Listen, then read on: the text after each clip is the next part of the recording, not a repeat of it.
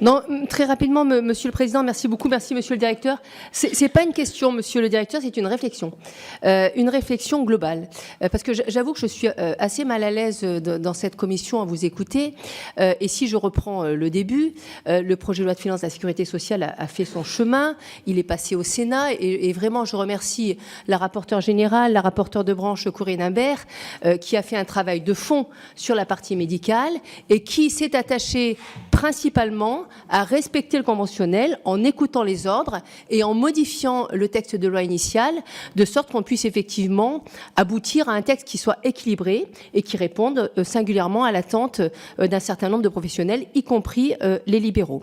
Le PLFSS a fait son chemin, il est reparti ensuite à l'Assemblée nationale et il a été effectivement promulgué sans que le Sénat le valide, précisément parce que tout le travail qui avait été fait sur ce sujet-là a été détricoté.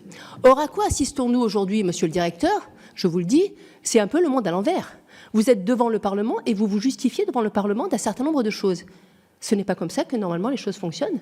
C'est au gouvernement d'assumer ses actes. Le gouvernement conduit la politique de la nation. Je ne vous demande pas votre avis, Monsieur le Directeur. Le gouvernement conduit la politique de la nation. Il assume un PLFSS. Il assume ses actes et il doit aussi les assumer devant les professionnels. Et il n'est absolument pas normal que vous ayez été mis en cause dans ce système-là, y compris avec les propos qui ont été tenus, et tout le monde les a réfutés, et je fais partie aussi de ceux qui les réfutent et qui les condamnent.